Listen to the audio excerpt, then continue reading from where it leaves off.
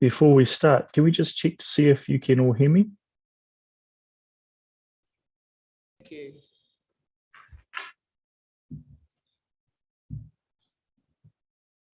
Well, then I believe it is now 9 o'clock by all of our technology. So I will declare the meeting open for the hearing of the Gisborne District Council Gambling Review Policy 2022 and invite Councillor Wharehinga, who is joining us by Zoom, to open the meeting with the Karakia. Thank you, Councillor Wharehinga. You're welcome, Madam Chair. Madam Chair, morena tātou, me noi tātou. He honore he korore ki te atua, he mau ngā rongo ki te whenua, he whakaro pai ki ngā tangata katoa amene. Hei mua koe a mātou e ihua, he tohu tuhi a mātou mahi katoa. Ko koe anō hei whakakahi a mātou, kia whai korori a mātou i roto na mahi katoa.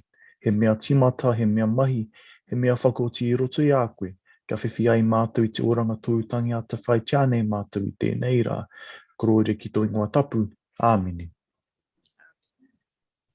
Thank you, Councillor Wharehinga. So in declaring this hearing open, I'll just acknowledge that it is being heard by Deputy Mayor Councillor Wharehinga by Zoom and Councillor Larry Foster and myself, Pat Seymour, in the chair. I welcome our submitters, and I'm not sure if we have any of our actual submitters on Zoom this morning, Morena. And we feel free to take, we're just opening the meeting and we do have some people on Zoom. Please feel free to take a seat in the front row, and it's lovely to see you here. Thank you very much for coming. I'll just repeat the sentence I just gave, that Councillor Wharehinga is joining us by Zoom. He has opened this hearing with the Karakia, and the meeting is being heard by the panel of Councillors Wharehinga, Foster and Seymour. I'll now invite our reporting officer to open with a brief overview of the purpose of the hearing today. Thank you, and acknowledging council officers in the room. Thank you, Madam Chair, and thank you to all the submitters who are here in person and on Zoom, and who'll be in here shortly. Just a very quick summary of the work to date. So the gaming venue policy outlines if, where and how many gaming machines and TAB venues and Class 4 pokie venues may be established within the district.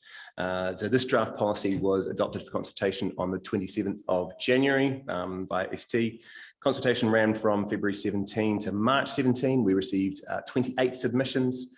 The majority of those submissions were supportive of council's proposals. Those proposals include further restricting the relocation of gambling venues, fewer machines after club mergers being permitted, council considering developing an ethics policy for assessing, for accessing gambling related funds, and council looking at proposals taking the following actions around Class 4 gambling in Tairawhiti. And those actions included lobbying the government to regulate online gambling, engaging with central government parties concerning the long-term lack of gambling support services in Tairawhiti, and preparing a remit for LGNZ concerning the expansion of powers for territorial authorities over gambling within their regions. So everything else is covered thoroughly in the report. I don't have anything else to add. Thank you, Madam Chair. Thank you, Mr. Gilmore. I'll just acknowledge further members of the public and submitters who've just come into the room. We've just opened the hearing. It is before a panel of 3, and the third panelist is Councillor Wharehinga, who you will see on the screen zooming in. So thank you for your attendance and interest today. In opening the meeting, there are no apologies, but I will declare an interest, and I draw to your attention that council sought advice from Brookfields with respect to any perceived or otherwise conflict of interest from the panelists. And so Brookfields have given substantial advice, which is contained within the documentation that you have. And at clauses 1B and 13, it is quite clear that councillors may be involved in a club or organisation that might receive the benefits of pokies. It is not deemed they have a conflict of interest unless in fact they are an employee of an organisation that receives the benefit of pokies. So I declare that I am a member of the Life Education Trust locally, and I'll invite Councillor Foster to declare any interest. I have no interest at all. And thank you to Councillor Forrihinger. Do you have any interests? Thank you very much, Madam Chair. I do want to declare an interest, just that I'm a very active member in our sports community, which means that I'm involved with Patutei Boxing Club, First Strike Fitness. So yeah, just to declare those who, as some of us all know, sports clubs sometimes do rely on lottery funding. We receive lottery funding. Thank you very much, Councillor Forrihinger. I appreciate that. So we've covered off any conflicts of interest. So we move to the report of the Chief Executive and the staff for decisions. And our first submitter, that report has been covered by Mr. Gilmore. And I'm welcome Ms. Noble as another one of the report writers. And we move to our first submitter, which is the Gaming Machines Association of New Zealand, Mr. True, who we have on Zoom. Welcome, Mr. True. Good morning. To the meeting. And we're happy to hear your submission. Thank you. Thank you. I'll share my screen. Thank you. Yes, good morning. I'm Jarrod True. I represent the Gaming Machine Association, which represents the vast majority of our 34 gaming machine societies throughout New Zealand.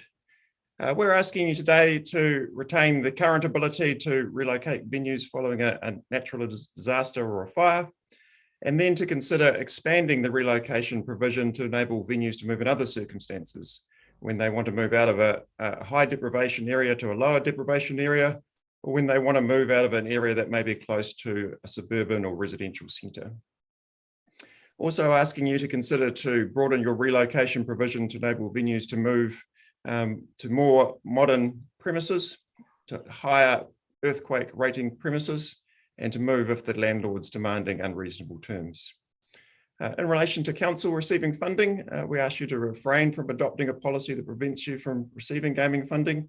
And there's a large number of very, very long-term quality projects that gaming fundings help to provide benefit for locally, and we believe that that's appropriate and should continue.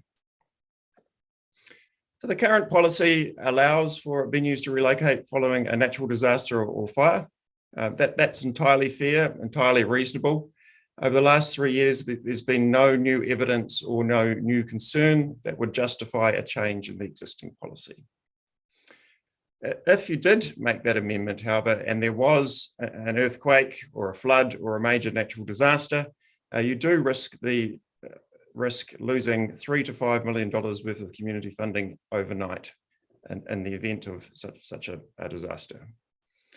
If with your sinking policy, you want a gradual reduction in machine numbers and thus a gradual reduction in funding, it's appropriate for community organisations to be given time to adjust to that. If we have a natural disaster and you lose all of your venues in one go, or a large number of them in one go, and they're not able to be restored, that's going to cause potential significant harm and concern for a large number of community groups.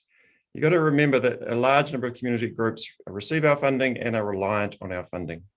Auckland Council did a report recently on the reliance and the value of the funding that comes from our machines. And that report indicated that 75% of community organisations were moderately or totally reliant on gaming machine funding to fund their core business activities. That report also said that 68% of those organisations indicated that they was unlikely to be able to find another source of funding. So in relation to expanding the relocation provision, first and foremost, relocation is a harm minimisation tool. It enables venues to move out of undesirable areas, such as high deprivation areas, or when they're close to residential areas. If you don't allow relocation, the venues just stay where they are and become entrenched. Why do we have relocation? Well, relocation came about as an amendment in 2013 to the Gambling Act. It was a bill that put forward by the Maori Party.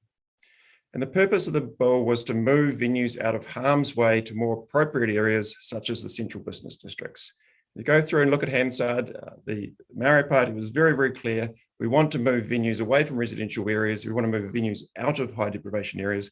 We want to put them in the most appropriate area possible, which was considered to be the heart of the central business districts. Parliament didn't invoke the relocation provisions as a means of enabling venues to move in certain reasons. It wasn't there just because of a fire. It wasn't there just because of a natural disaster. Parliament wanted venues to move just to be in more appropriate areas from a harm minimisation perspective. And why should we wait for a natural disaster? Why should we wait for a fire in order to be able to move a venue to a more appropriate area? These venues should be able to move anytime.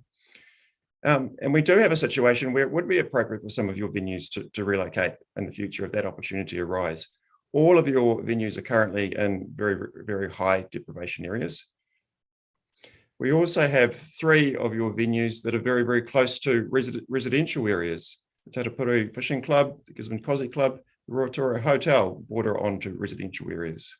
Why would council not want these venues to move into the heart of the central business district? If they came forward with a proposal and you could see that that was a better location, a better place for those venues, why should you not have the discretion to consider that on a case-by-case basis and allow that if that's appropriate from a harm minimisation point of view? It's also fair and reasonable to look at expanding the relocation provision to allow venues to move out of earthquake-prone buildings. It wasn't too long ago, I think 3 to 4 years now, where council itself moved out of an earthquake-prone building to a more appropriate building. If one of our venues is in an earthquake-prone building, why should it not be allowed to move across the road to a safer, smaller, more secure premise for both the staff and the customers? Also, if we've got a venue that's on a large block of land that could be better used for high density housing, why should that venue not be allowed to move across the road to new, smaller premises to free up that existing land for better use? At the moment, we also have the situation where the landlords know that venues can't move, so that results in the landlord being in a very, very strong position. They are able to demand above market rental, and they are able to be very lazy and relaxed when it comes to restoring and upgrading the building. If we had a relocation provision that enabled the venue to move next door to newer premises, that would prevent landlords demanding unreasonable rentals and imposing unreasonable terms. And in fact, I think it's just simply positive. We should have gaming venues being able to move to new, modern, refurbished premises. It's positive for our town centres to have new hospitality, vibrant hospitality businesses. The very first business that relocated under the relocation provisions was a venue in Hamilton called the Te Tavern. The photo on the left shows the old rundown tavern. The photo on the right shows the new venue that was able to be built. The owner was able to take their 18 gaming machines with them. It then became a viable commercial option to spend over $3 million refitting and rebuilding that new venue. And that venue is fantastic. It's a great place to go. It helps the local economy. It's created employment, and it's a great place for both people that live in Hamilton and visitors to attend. And as a local example, if the Rotorua Hotel wanted to relocate to a new, smaller, refurbished premises, wouldn't that be positive for the district as a whole? In relation to council funding, the Gambling Act seeks a balance. The Gambling Act acknowledges that for a small amount of people, there is harm that comes from gambling. It also strikes the balance with the significant community funding, the significant benefits that come from the machines. So it balances those two up. So what we need is to have that balance is we need good quality grant recipients and good quality long-term projects. And council does exactly that. When funds go to councils, it tends to be for very high quality projects that have a very long-term significant benefit to a very large number of people in the community. We see sports stadiums getting built, we see playing fields getting built and maintained, swimming pools being built and maintained, playgrounds being built and maintained. And that's exactly what's happened in your district with the play zone at the library, which was funded significantly with gaming funding, the theatre and the cycle park. Great community projects, great long-term benefit. Those long-term high quality projects should continue with the help of our funding. Thank you. Welcome your questions. Thank you very much, Mr. True. I just got a question to our democracy manager. The fact that we're having these items by Zoom doesn't provide us with a hard copy of the material that the submitters generally present on the day. And do you have access to print anything that so that when we come to do our deliberations? So can I flag that? And I apologise for not flagging it at the beginning of the meeting, just for the benefit of those who will be Zooming in. we will have a printed version of the script that you put up, Mr. True, available to the panel before they consider their deliberations. Thank you. Thank you. We were asked to email in our PowerPoint presentation, so we've done that. So you do have a copy. Thank you. It would normally be provided to the panelists at the time that you're speaking, and because it wasn't, I thought maybe it wasn't here. So thank you. Thanks very much. Questions to Mr. True, Councillor Foster? Yeah, thank you. I think it's probably a question to him, and because it's in your submission, and to our staff, and that's a question of high deprivity areas where gaming facilities are. Could you identify those particular high deprivation areas where we've got gaming facilities in, please? Well, let's ask Mr. True, because he's giving the evidence first. Mr. True?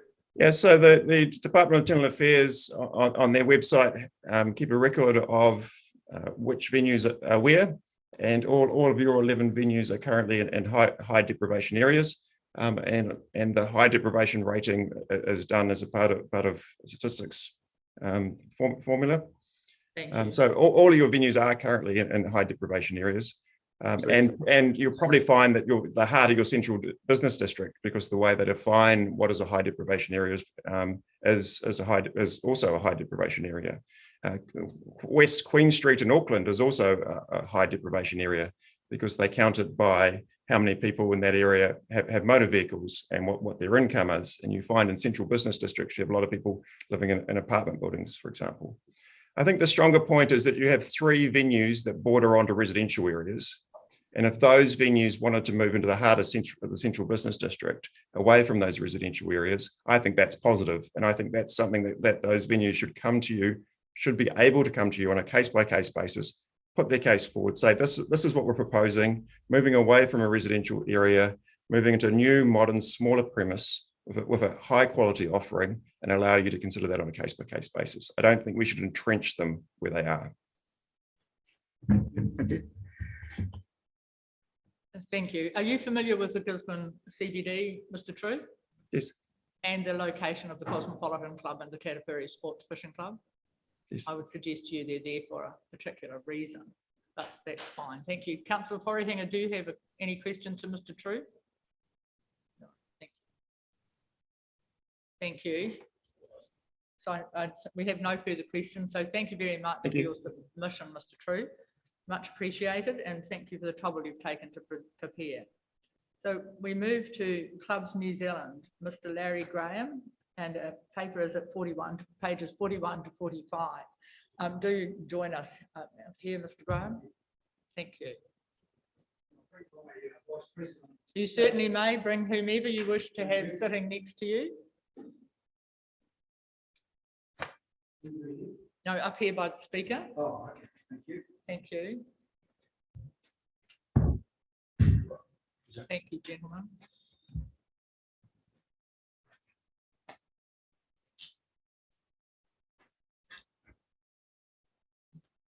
Thank you very much for the opportunity. Oh, just one moment, and I'll just give you the opportunity. As you speak, as you did then, that would be enough to be heard by the speaking phone. You don't need to shift the location of it. Have you got printed material that you can provide to us? That was sent. It was all provided. Thank you. That's great. Thanks very much. So you're Mr. Graham? I'm Larry Graham, Chief Thank Executive. you. And your colleague? Vice President, Clubs New Zealand. And the name, please? Oh, Dave Dalton. Thank you very much. Okay. But, firstly, Dave Dalton's the Vice President of Clubs New Zealand, and he's also the ex-president of the Upper Hutt Cosmopolitan Club, president, ex-president, and the current board member for this area, which includes Gisborne. So one might ask why we've come this distance for a short period of time to sit here. The reason is, one, it's very important to us what's going on, and two, being our area, Dave's taken the chance to drive around and meet with some of our clubs to see how they're going. So that's by way of a bit of background. Thank you for coming. We represent over 300 clubs. We have just under 3,000 staff, and we spend $83 million a year on wages for our staff. So I can give you Oh, is there Larry? Yvette, do we have Larry's present? Larry's one speaking to a presentation in person on the run sheet. Do we have Larry's presentation available? Just hold for a moment, because it's a lot easier than us making notes for ourselves. Yeah, we've got the fixed presentation, but that's not. You've got the submission there, but there was a presentation provided. It's always really helpful to have the presentation. There is a PowerPoint. Yeah. Oh, it's a PowerPoint? Yep. Yeah, I'm sorry. Do two things at once. Okay.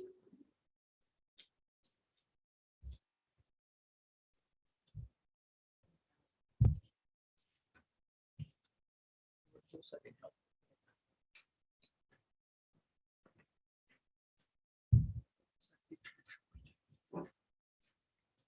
Just have to locate these. Okay. Right, where are we going now? Thank you. Okay.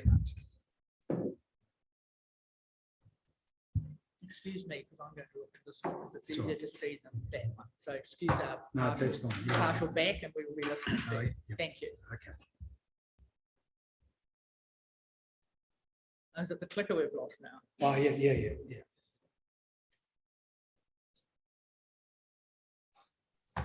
Are you able to share that that PowerPoint on Zoom? Thank you. Ms. Con says no, I'm afraid, Councillor Forrihinger.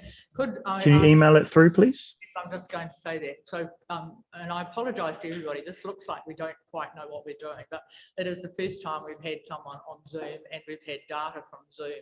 And normally the panel would have your written submission in hard copy, as well as the submission, what you present today, we would have with us so we can make notes on what you give us today. Councillor Forrihinger is at home because one of his family has COVID. So if Ms. Con could have someone email the presentation to Councillor Forrihinger, he will at least have it because we aren't in a position. Well, why aren't we in a position to share the screen, Ms. Con? I'm going to do quite a bit on this to do. Okay, thank you. Councillor Forrihinger, you will be provided with an email copy. Can you hear Mr. Graham? Councillor Forrihinger? Yes, I can hear Mr. Graham. Thank you very much for sending that that email copy through, Heather. I really appreciate that. Thank you. Right, now we won't interrupt you again. No, that's fine. Thank you. Thank you.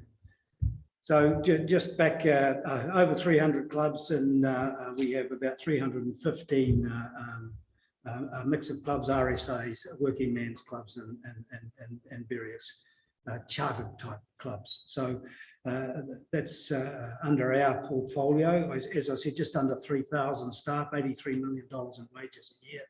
We have 169 clubs that have 2,300 pokie machines. That returns about $50 odd million back into the club. So what we're here to do is to ask you about, in many ways, this mirrors Jarrod True's presentation. You know, I just wanted to explain that clubs are different from pubs or trusts.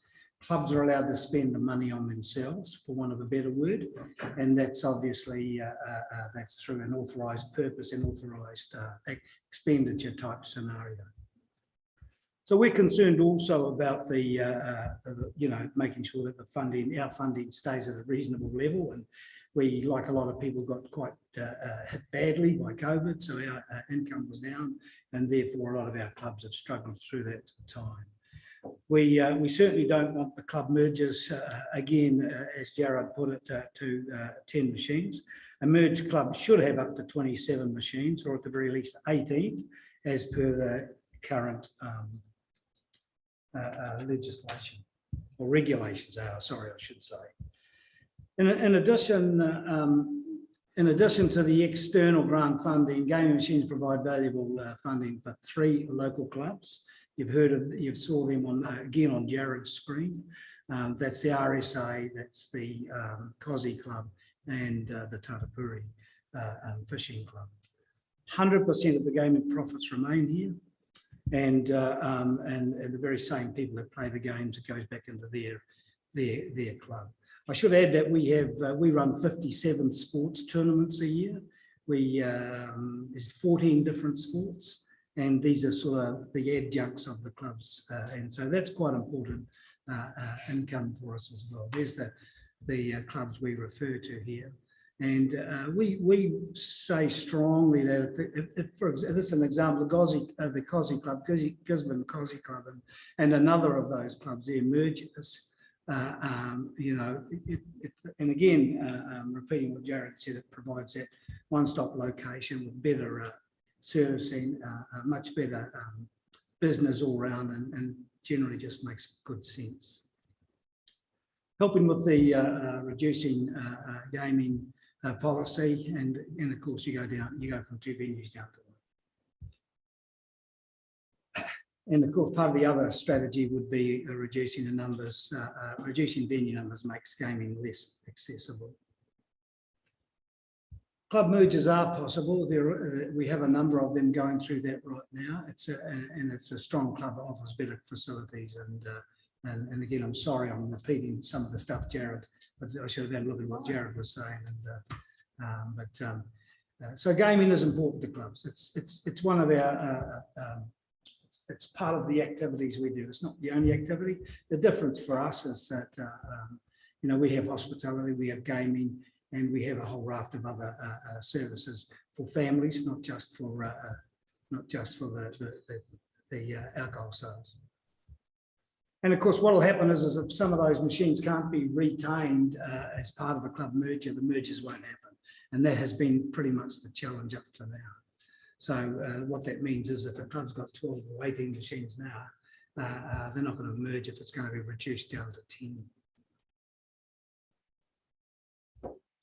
This is big for us. We spend a lot of effort on harm minimisation. We run our own harm minimisation training for all of our staff. And we do that at no cost. We care about our people. We are we know our families in our clubs. There's very few people in our clubs around New Zealand that are unknown to us. And while they can come in on a guest pass into a club, we generally know who they are. So we have a very good relationship with the DIA. I was in there last week talking to the new staff that they've got there about what we do and how we do it, and the fact that we provide a online and a physical harm minimisation training program to all of the staff, and we do it regularly, update them, and we spend a considerable amount of money in putting quite expensive folders in every club. So when there is a gaming issue, they can go to the folder and they can print off the relevant pieces to be able to take some actions where they're needed. So most clubs allow club mergers with up to 27 and some of 30 machines, and even Auckland and Hamilton, with their strict sinking lid policies, have no relocations allow club mergers. So we really wanted to focus in on the merger side of this particular submission to you people today. So happy to take some questions. I'd like to just ask Dave to, as his role just recently in the president of the Upper Hutt Cosy Club, which is one of the biggest clubs, and certainly in the North Island. Dave, just to... Yeah, just a quick synopsis, and thank you for inviting us here. I'm an ex-president of the Upper Hutt Cosmopolitan Club, and whilst I was president, we had in our budget an allowance of $60,000 per year for local clubs, sports clubs, kindergartens, schools in the association in the Upper Hutt district to apply for grants for that.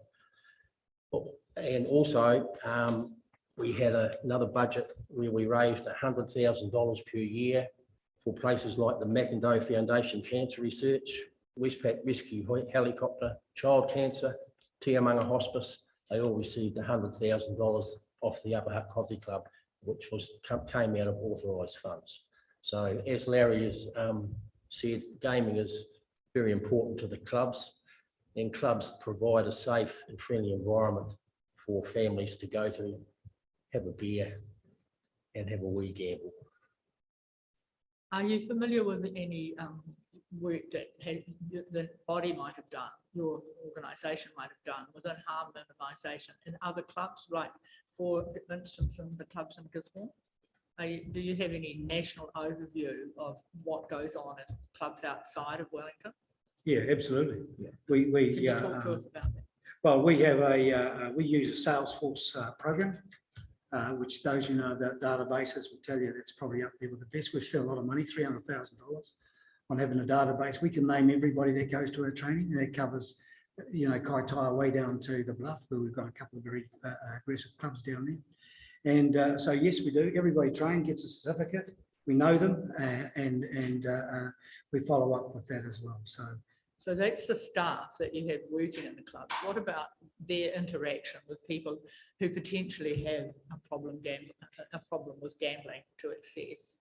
Because that is the concern of some of our submitters. So what role do your trained people actually play with the clients? Well, we have a number of policies that have part of that booklet I was talking about, and there's the process to go through. If there's self-exclusion, for example, there's a process to go through, and we follow that all the way through to the health worker.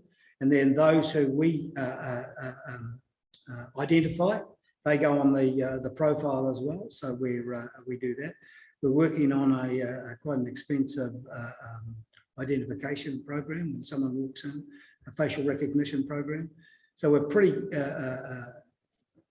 we put a lot of energy into identifying problem gamblers and making sure they get reported through the authorities. We have quite a robust program that we use on harm minimisation. So, and we actually have to do it all. So and that's the reporting. But do you have any idea of any follow-up that's provided to the clients?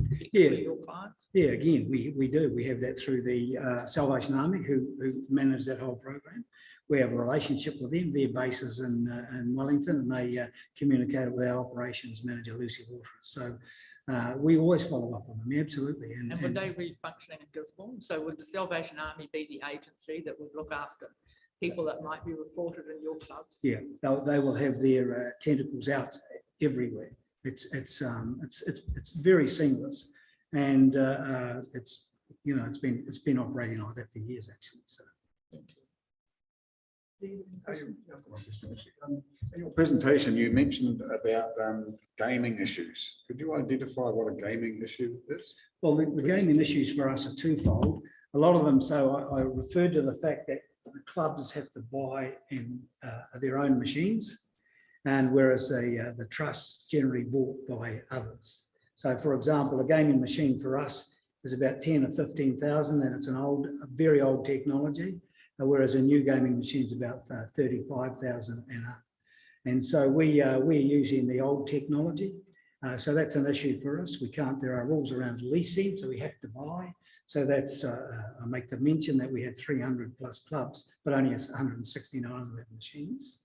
And so there's a whole raft of issues around costs. EMS costs are going up, and a whole raft of problems with gaming machines. So it's just one of those technical things, and our plea to the DIA every time we see them is stop, you know, putting the costs up on all these things. They change, you know, the cash type system and going into a gaming machines, we have to change them all, the cost of fortune.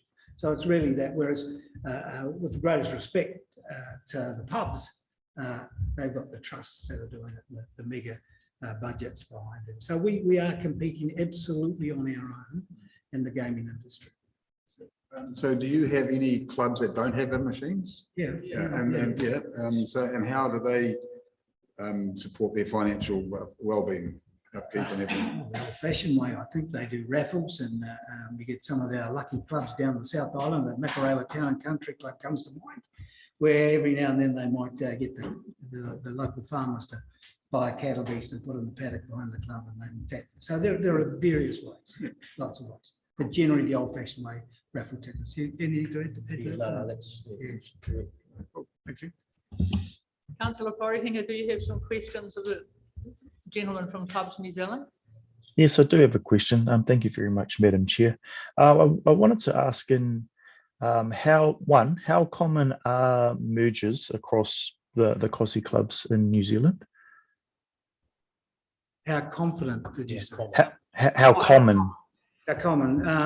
Not as common as we'd like. there was a period of time, and I'm talking recent period of time, where, you know, we weren't allowed to discuss that because the rules were prohibitive. They've now started to open up a bit, and common sense, thankfully, says that we should be spending more energy and time on that. And there's probably about 8 or 9 clubs looking to merge at the moment. We have a number of bowls and COSI clubs merging now. So yeah, it's becoming a bit of a common theme. And a supplementary, how likely is it that in your opinion, is it that the Tatapoti Sports Club, the RSA, or the COSI club would merge together? Well, if I had the ability to make that happen, I'd make that happen tomorrow. Because when you see some of the clubs that have been rebuilt in the Christchurch area, for example, after the earthquake. Excuse me, it makes it hard to hear council officers. Excuse me, Ms. Conn. It's quite hard for us to hear when there's a conversation going down here.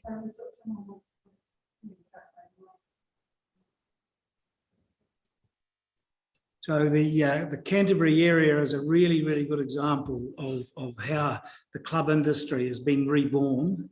And I can quote a couple because we're going to be taking our conference to the Hornby Club in Christchurch next year, in March next year.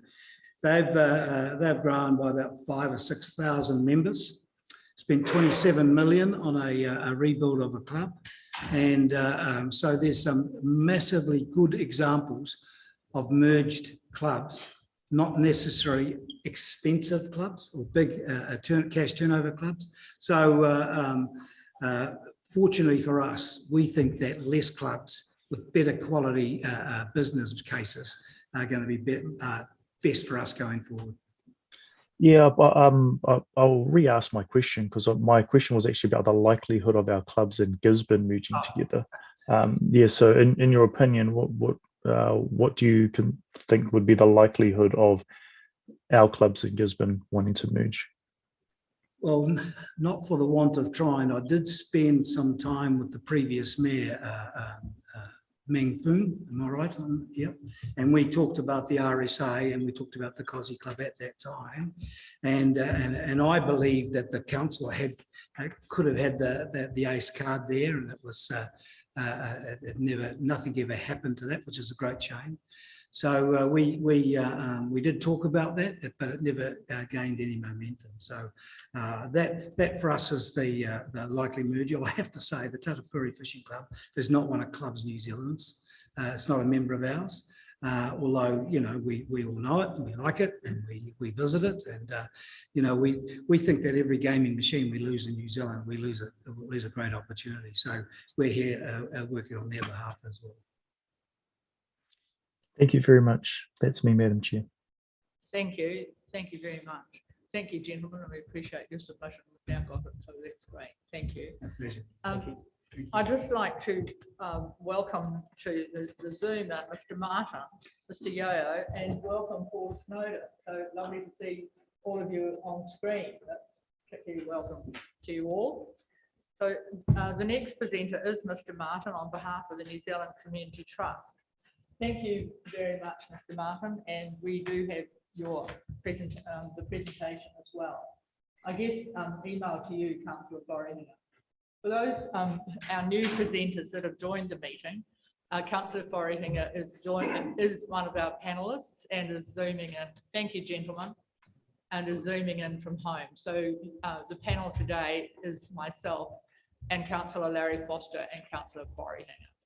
So over to you, Mr. Martin. We look forward to hearing from you. Kia ora. Thank you, Madam Chair, Councillor. Yeah, ko tāna rā hau. I'm Don Martin from NZCT, and would like to talk to you a little bit today and just stress some key points from our presentation. I'll just now share the presentation.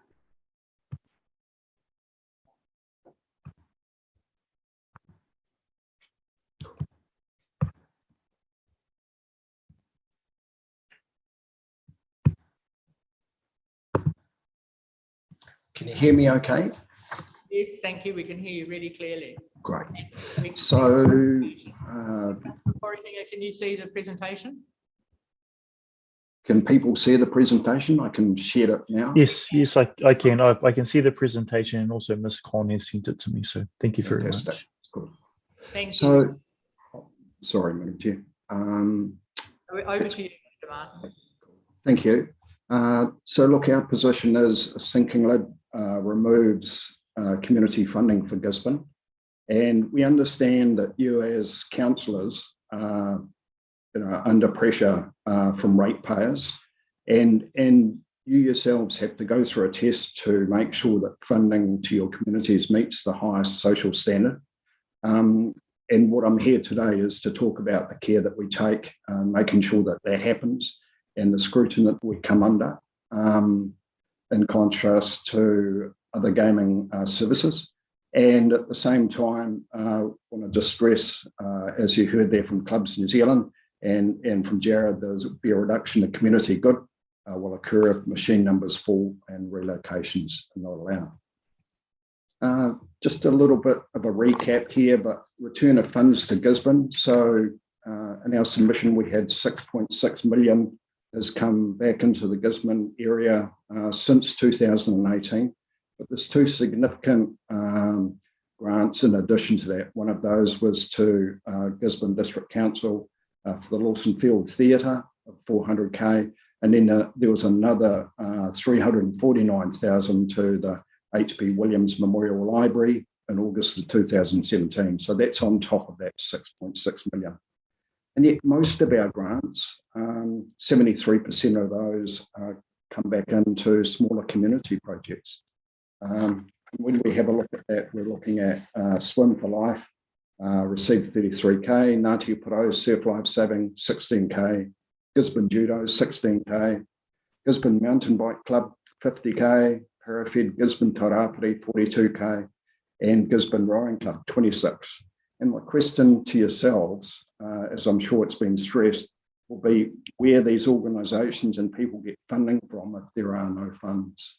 And that's a real significant challenge for councils and the dilemma that you have going forward. But this is a model that's legislated and the funds are there for community use.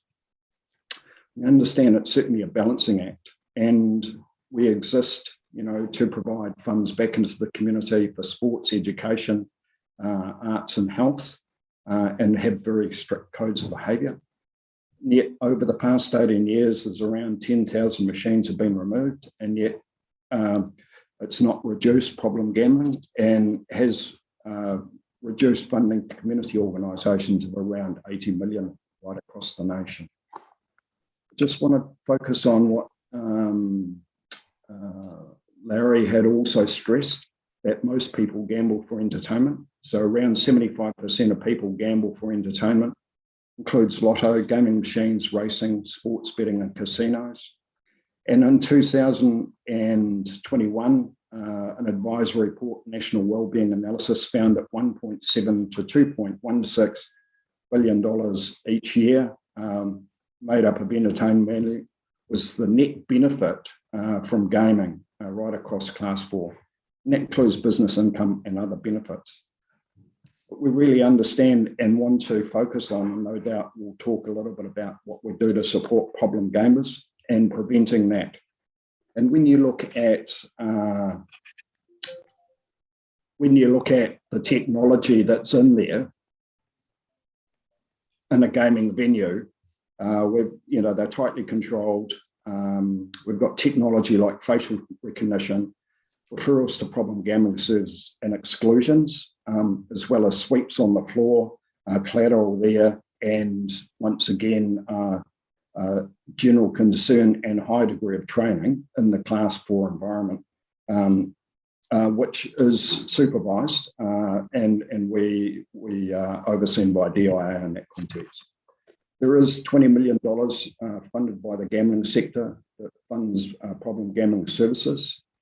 And I will just touch on relocations. They reduce harm from problem gambling by allowing them to move out of high deprivation areas, allow the US councillors to rezone accordingly and respond to needs, allows, once again, the benefits of the Christchurch clubs environment have a new venue that is fit for purpose rather than low deprivation and avoids driving people online. And just to finish up before we hit questions, but 91 cents in every dollar is returned to players and prize money. And I just want to explain. So we've got 3.3% of the dollars that basically come out returned to the community and grants. 3% goes in duty and levies, and 2.7% goes in operating costs. And that concludes my presentation, councillors. And Madam Chair, what questions might you have for me? Thank you very much. I'm sorry, and it might be in the submission, but I just couldn't find it. How many venues do you have in Gisborne, please? At the moment, we have 2. Thank you. And how many machines would that contain? Do you know off the top of your head? So I missed the first part of that question, sorry. Over the 2 venues? So we've got 2 venues. We're used to have 3, but I'm still missing the first part of the question, sorry. Just how many machines in those 2 venues? Oh, sorry, it'll be either 18 or 9, typically. Yeah, I don't have that figure to hand, sorry, I can come back to you on that. Council officer has indicated probably around 18. Thank you. Appreciate that material. I'll just ask you the same question because you're a national organisation. To what degree does your organisation actively participate in harm prevention within venues that you might have around New Zealand? Yeah, sure. So everybody from our board down participates in harm minimisation. One of the things I did yesterday, I sat down and looked at the machine in terms of all of the reporting that we have in the back end. We can see when, both from a venue perspective, when a person's gone through training and provide them the opportunity to remove them, to a reminder to refresh.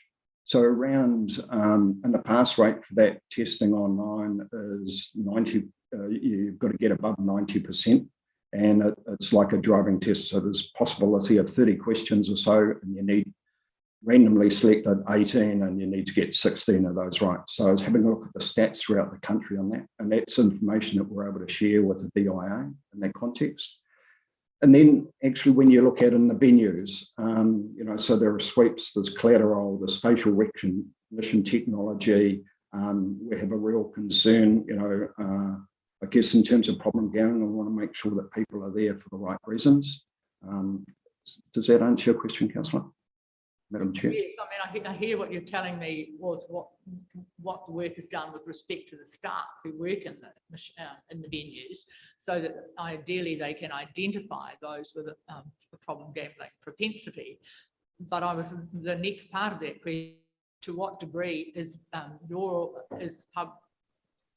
organised CT involved in any remedial support for those who might have had a problem gambling? So I guess all the messaging and all that sort of stuff is industry wide, and that's regulated so that you know, if a person's in that space and they need support, they will be referred through to you know, Salvation Army, Problem Gambling Foundation, and so that messaging in that context. And so whilst we look at the numbers in that context in the background, it's not something that we then go back and ask Mrs. Jones or Mr. Bob Smith, you know, how they're going in that context. We respect privacy in that context, but certainly, you know, if we know that somebody has an issue in that context, that's notified in the system. Obviously, facial recognition exclusions, all that sort of stuff. But once we've referred them and help them with a facial recognition technology, will exclude them from a venue, and we know that works. We don't per se come back and talk to Mrs. Jones or Mr. Bob Smith in that context, because they probably at that point they won't be allowed back in the venue.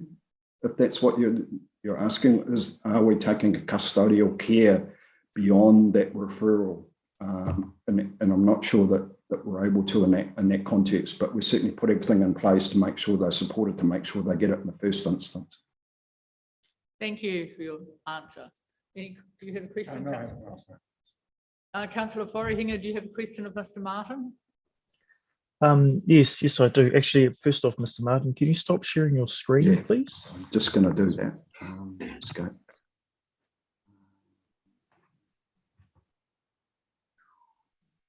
Stop share. Cool. Thank you. Awesome. Okay, cool. Thank you very much. I did just want to ask about the,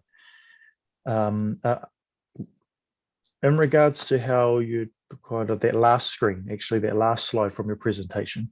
Yes. Are those percentages and figures derived from your own internal numbers, or is that an external source in regards to the breakdown of money returned to players, et cetera, et cetera? Yeah.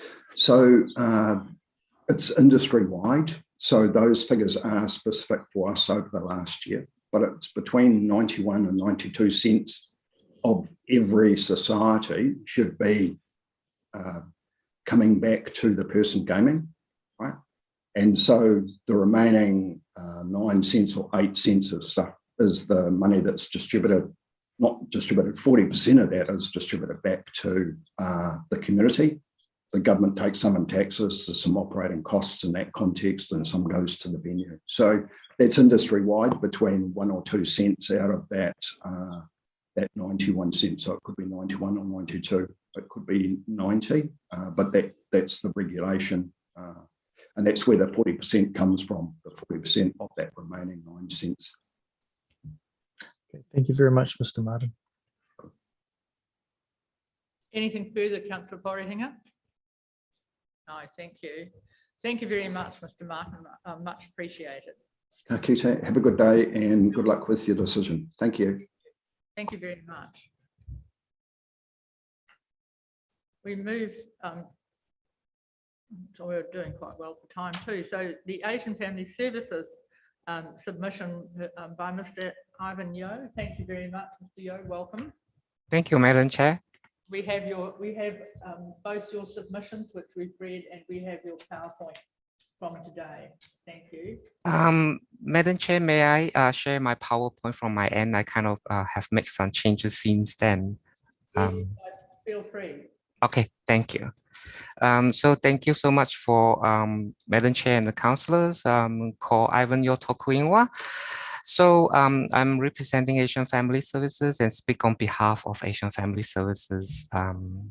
As we can see, Asians' population is slowly increasing. However, I like to emphasize that not all Asians are, as once believed, driving the SUV on the road. And according to statistics, most Asians' median earning is behind European and also other ethnicity.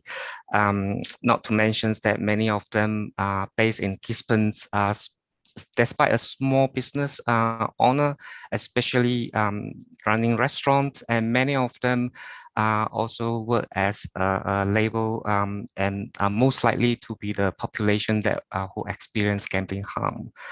And certainly the consequences of problem gambling for Asians are relationship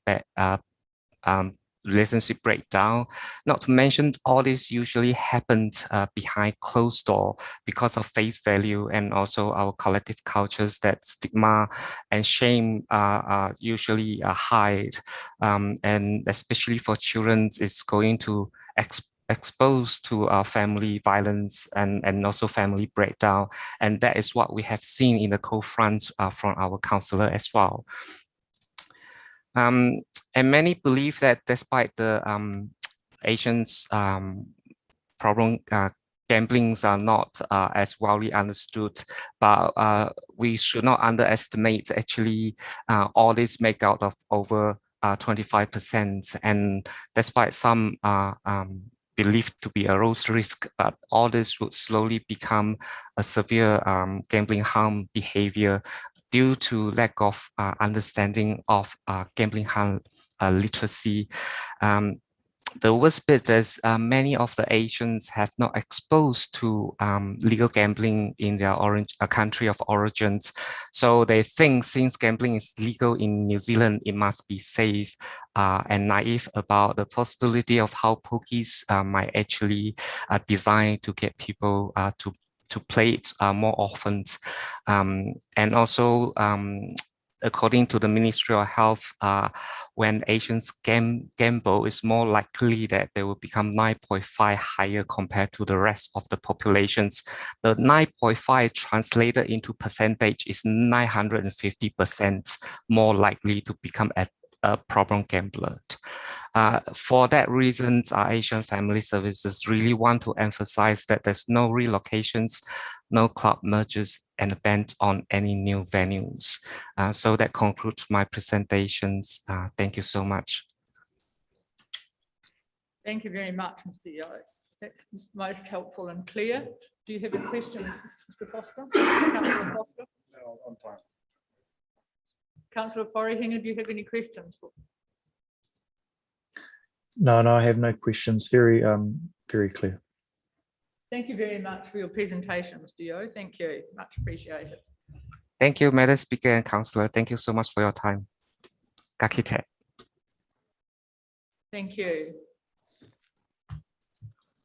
We welcome Ms. Paula Snowden from the Problem Gambling Foundation. Do we have another set of data from you, Ms. Snowden, or are you going to speak to the original submission? We haven't got a set of that, I don't think. You should have. I believe they were sent through yesterday, but Sorry. I will share my screen. Oh, beg your pardon, it's got a Tairawhiti District Council header page, and I was looking for your header page. So, right, we've got that in front of us now. Thank you very much. Thank you, Paula. Please proceed. One moment. Tēnei te mihi nui ki a koutou katoa e ngā rangatira mā, tēnā koutou, tēnā koutou, tēnā koutou katoa, ko Paula Snowden hau, ko Aotea. Can you see my screen now? Kia ora tātou. Thank you very much. Yes, great. Thank you very much. You will, Pat, it's lovely to hear your voice. I'm so pleased to be able to talk to you again on this matter and to the councillors. I hail from Ngāpuhi, but I reside in Whanganui-a-Tara. So the Problem Gambling Foundation has a national presence, and we operate in all parts of the country, and we have a national perspective on this. What I would like to do at the start of this discussion with you is address some of the matters that you were left with from NZCT just recently. Just to clarify, the levy is paid for by the gambler. It's not paid for out of any other area of the economy. The gambler pays the levy. The discussion about 91 cents in every dollar, if you've heard the expression lies, lies and damn statistics, you'll know what I mean. If you sat at one machine and did 50 million plays, is my screen not showing? I beg your pardon? Yes, your screen is a lovely picture of probably hypothetical. But we can see your background, Paula. We can't see the. Why is? Excuse me, I've done this.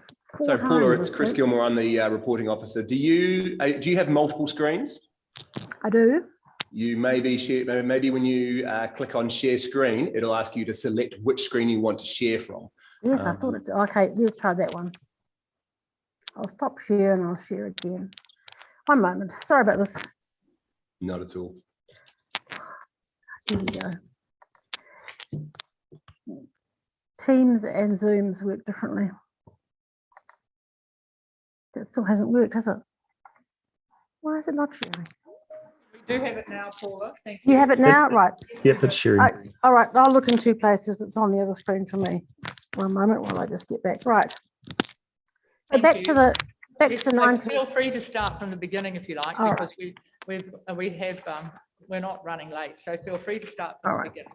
Please, I will. And I just can't work out why I can't see my screen. Anyway, I'll look at two places. If you don't mind my head bobbing backwards, I can read my screen notes here. So look, the 91 cents in the dollar. If you sat in front of one machine and did 50 million plays, one person, never leaving it for all of the time it takes, you might see 91 cents in the dollar. You don't see it over the life of a machine. You don't see it in plays. The levy is paid for by the gambler.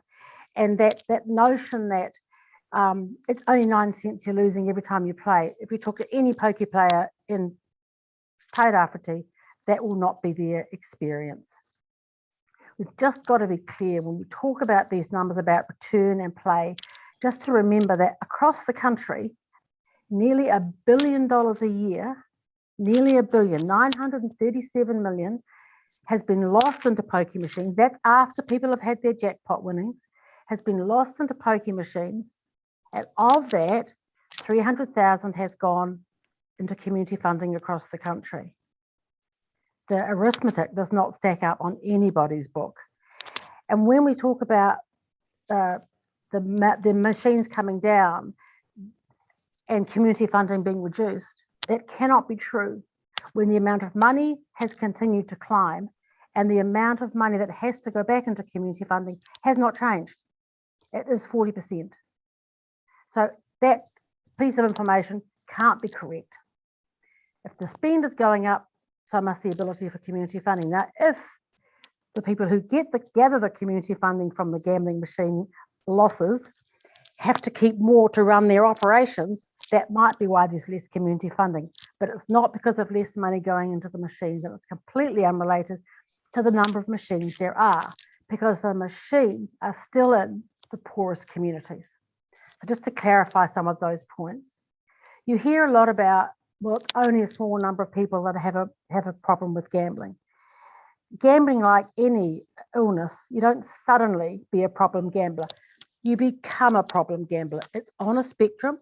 And while the family or the person develops the gambling problem, children suffer, there's family violence, employment fraud happens, people don't go to work, they don't spend money on the car, they don't feed their families, and that becomes a big problem. And by the time they present, because of the stigma, which I haven't so properly talked about before, by the time you present with whether you're a family affected other or you're the gambler yourself, you're late present because of stigma.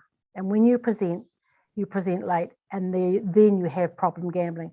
So let's remember there's harm and there's problem. And the Ministry of Health estimate in their needs assessment study that 250,000 people experience mild, moderate and severe gambling harm in New Zealand. So what I'm trying to talk to this panel about is think about the harm and where the money is lost and not just the benefits. And that's our plea to all councils when we do all of these submissions. So we need this public health approach, and we support the strong stance you're taking. We invite you to become 31 of 30 councils that have really strong thinking-led policies. And one of the reasons we don't want club mergers, and we speak up against venue relocations for the reasons of let's have a nicer place, is it's another way to bring down the numbers of machines. And we know that the AUT, the Auckland University of Technology Research, says it is still the strongest lever we've got. It's true in all areas of public health. Where you have massive density of a thing you can buy that causes harm, like alcohol, like junk food, like gambling, you have more use and you have more harm. It makes sense to bring the density down. Let's look at Tairawhiti for a moment. Back to the machine losses. So we talk about $1 billion, nearly $1 billion in 12 months across Aotearoa. In Tairawhiti, over half of your median income has gone into pokie machines. And while we don't think that pokie losses justify charity, you don't get that much back. $71,000 a year into each pokie machine, and you know where they are. They are in the poorest communities. One of the reasons we support the thinking led is when we talk about this, and we know that communities need charity to run groups and so kids can go to sports, and we totally get that. But if you have a strong thinking-led policy and you don't let there become pokie dens with 36 machines and all this sort of thing, you will not suddenly have community funding stop, because it'll be a slow decline, and that gives opportunity for organisations to find other alternatives and other ways to support the community and sports interests in their area. It doesn't just suddenly stop dead. So it's not something to be afraid of, it's something to embrace. And the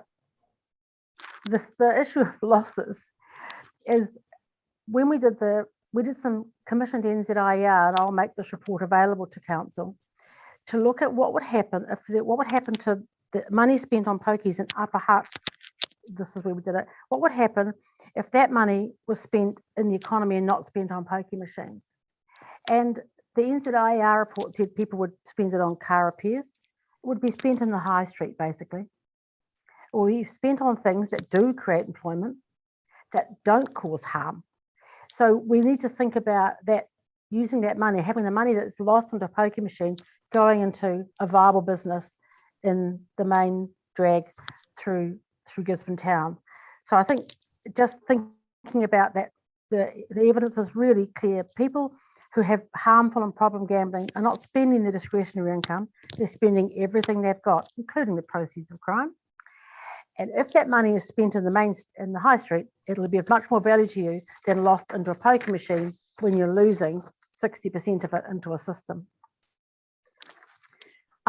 The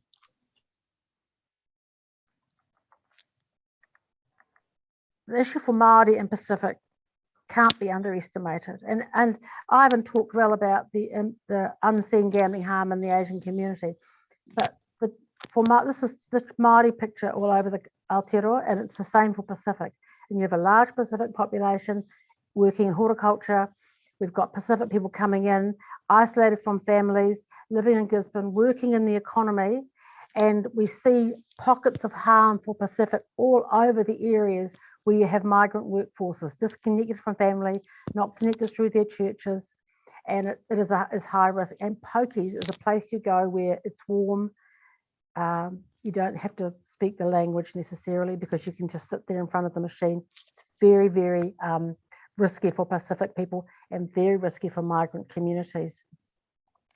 And for the well-being of Tairawhiti, to have over half the population Māori and knowing these are the rates of gambling harm for Māori, it makes sense to try and reduce the machines in the area and make things better for Māori, for my own people, and everywhere where we live, that we have less density of harmful things and more access to beneficial things. And this will improve well-being and health. And I think it's our national interest to do this and have a look at this community funding model and call it broken as it is and find other ways to support those interest groups without it being reliant on families losing gambling money they can't afford to lose. So thank you for listening. I make no apologies for being passionate about this because it is something we really can do to make a difference. Ngā mihi. Any questions? Thank you very much, Paula. Really good to hear from you. I've just got one question. That's very clear, your presentation, but with all of the documentation and submissions and officers' reports, you'd be aware that Gisborne doesn't have a problem gambling service. And I saw a figure that was $20,000 a year would be available to be spent on a problem gambling service in Tairawhiti. Would that be correct? You can unshare your screen if you like. Yes, I'll do that. Maybe we can stop share. There we go. Yes, absolutely. In fact, we've spent 4 years trying to partner with the DHB to set up a councillor role that we would run and support out of the funding we get from the levy to operate in Gisborne. It's been challenging for lots and lots of reasons. We need strong clinical base in Tairawhiti, given the rates of gambling harm and given the number of poker machines that you've got there. And I'm hoping that will kick off. There's a new service delivery being put in place starting July next year, but it needs to be in a strong Māori service with a Māori focus, because that's where the largest part of the problem is really.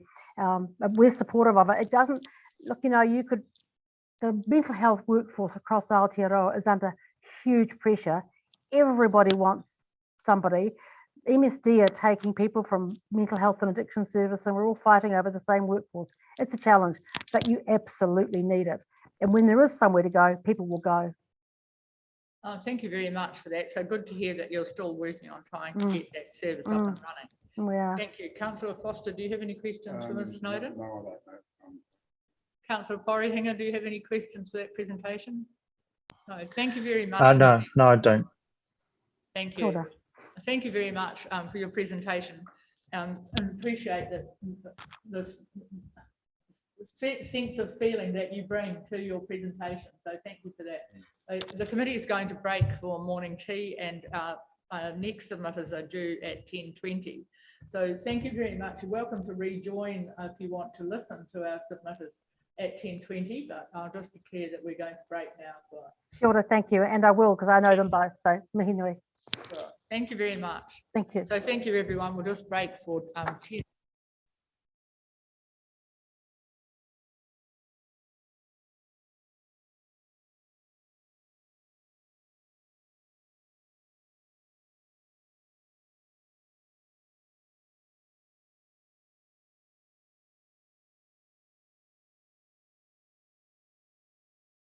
Thank you, ladies and gentlemen. We will reconvene. And do we have Councillor Karakia back online?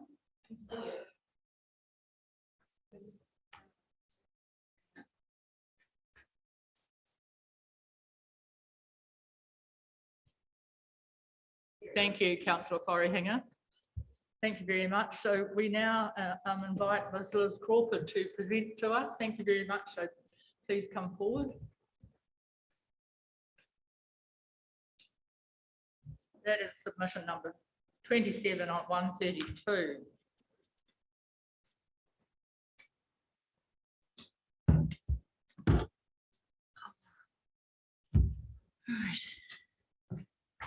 Thank you. Just when you're ready. Kia ora koutou. Thank you for having me here today. I'll start with the things that I fully support. So that's the sinking lid approach. I believe that's one of the main points of the gambling policy that we have, and the best in the country we were to put that into place. The other thing that I support is the ethics policy. We've been talking about it and discussing that. It's just amazing, and that may be actually another first to come in the future. I want to talk about relocations. Probably what I think first and foremost is that there is actually another option that isn't very well talked about, and that's simply to close. I know it's not under the Act or anything like that, but it is in the it is an option. That's what other businesses that aren't gaming venues can do as well. Just something viable there. I noticed with our relocation regarding the earthquake strengthening, there is possibly 2 bars that would apply to, and that's Mo's Bar and Bar 59, I believe, under the Westlake umbrella. I do some work up there just so that you're aware of that, not in the bars, of course. Okay, so when it comes to where venues are located, I do see some harm there, and that's just to let you know, because there are residents in the Westlake Hotel. Yes. The earthquake strengthening, I think we have to comply with the guideline by 2026. So that's how long I think Westlake has to comply with that. But those buildings are actually earthquake prone, I think is the terminology for that. The mergers, what I'm concerned about there is that you're not just merging gaming machines. A lot of the clubs are very diverse, and so they have a lot of different offerings. With the Cosy Club, you may have, I think they call it Texas Hold'em Poker Adjunct, is what they have on their website. So that's poker nights, 2 nights a week, I believe. So you also, not just those gaming machines you're merging, which is obviously what it is, but also other forms and types of gambling too. And I do admit that clubs are, you know, you have restaurants, things like that. So when I've been to the Tairawhiti, and it's very family oriented, I've always said that about those kind of venues can be quite different from, those clubs, which can be different from venues. Yeah. And the other thing with mergers is to prevent making, you know, little mini casinos by having that number at 18 rather than higher than that. If clubs could have both sets of machines from whatever venue, so if we've got 18, there you go, there's 36, just like that, you know. When I look down Peel Street in our area, there's 3 venues, and then you've got the TAB on the other side near the river. So there's quite a few down that street as well. If I was to overlay a map of Sky City on the first floor, it probably would seem very small, but within our little community, you know, that's quite a big thing. So you got 1, 2, 3, 4 pokies venues down there, and the TAB outlet.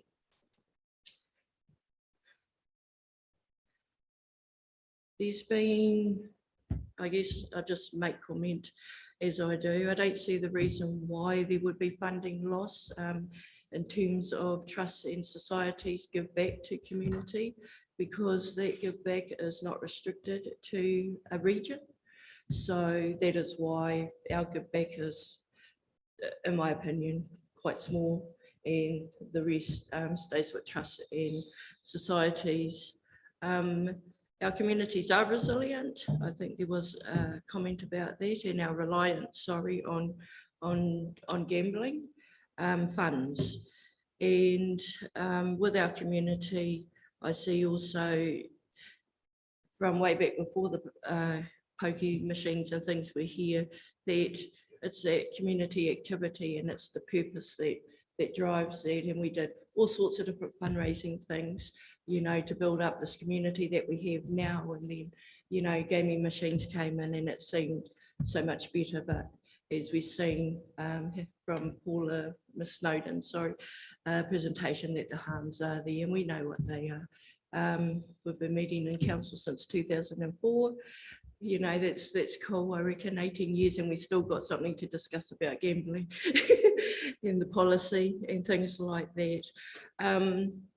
Yeah, so people, the data is based on people accessing help and services. So when they say a small percentage of problem gamblers, you know, those are the problem gamblers that have accessed help. It's not the entire picture, as we know. It has been sorry a bit to have our gambling service not here, and I do know that DHB tried to pick that up as well with both health promotion and with the counselling arm of it, and that just hasn't come fully as it was when there was a dedicated service, which is basically what's required here. So very supportive of Problem Gambling Foundation and their desire to come in, and the expertise and specialist knowledge and everything around that area, and just the impact that they could make as a service. That's all I really have to say. Thank you for your time, and if there's any questions. Thank you very much, Ms. Crawford. Why do you think that the DHB haven't managed to get the problem gambling service up and running again?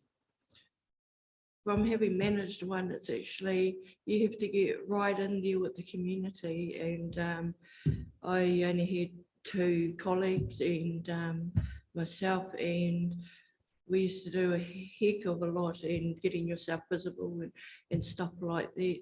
I don't know if it was the same type of funding, but I'd say it probably got absorbed into current services, and then there's no one specialist anymore. My colleague was asked many times if she would go back in, and you know, she was more in a community capacity. She didn't want to go into a statutory organisation, so she turned that down. Yeah, so it's a heck of a thing to get off the ground, and then once it's going, it's great, but if it stops, then, you know, you just get an entire fallout around that. And yeah, people can only access between 9 to 5. We were, you know, when your phone would go, Yeah, I know my colleagues were like that. Yeah, there was no stop time because if you imagine the hours of gambling, they're well into the night. And so when you've just lost everything, you want to be able to call someone and you're going to get an answer phone.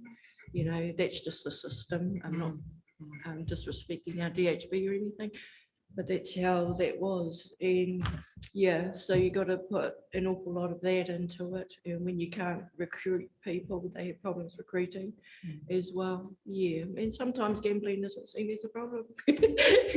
You know, things like that, hard to ask for help. Yeah, so a lot of reasons. Thank you very much. Thank you, Liz, for your presentation. You said that you're a resident of Westlake Hotel, which has got 2 facilities underneath.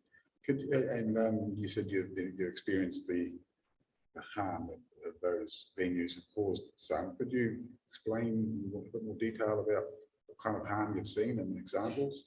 Probably the biggest one is the really access to the venues. Like if you're living right above them, you know, you just 4 flights of stairs down and boom, you're right there.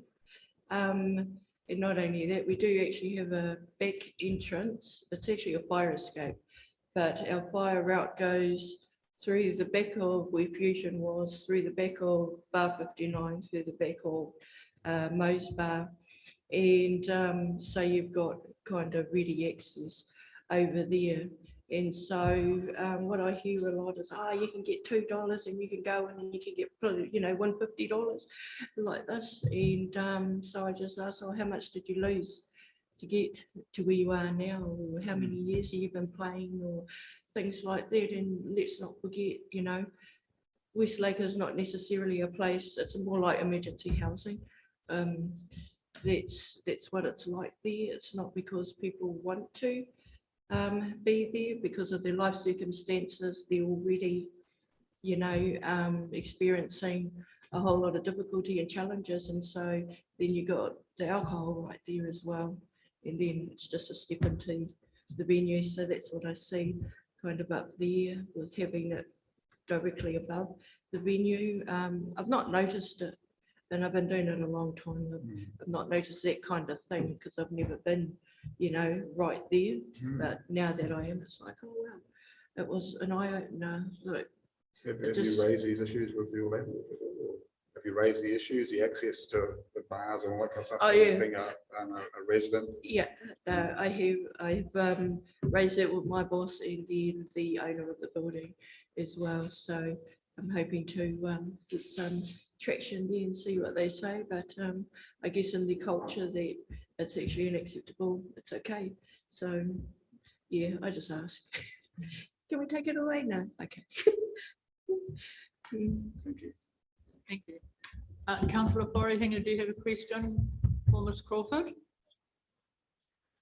No, I don't have a question, but thank you very much, Liz, for your kōrero. Thank you.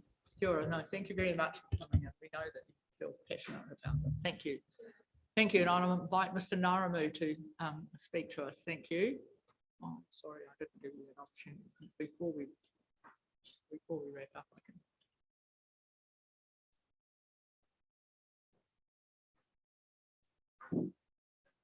Greetings.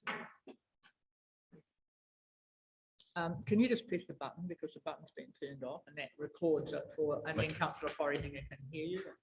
Thank you. Welcome and thank you very much for submitting it to us and we look forward to hearing. Te mōre o te whare tēnā koe, te whenua tēnā kūrua, Madam Chair, Larry, Josh, me koe koutou, kei te mihi, kei te mihi, kei te mihi.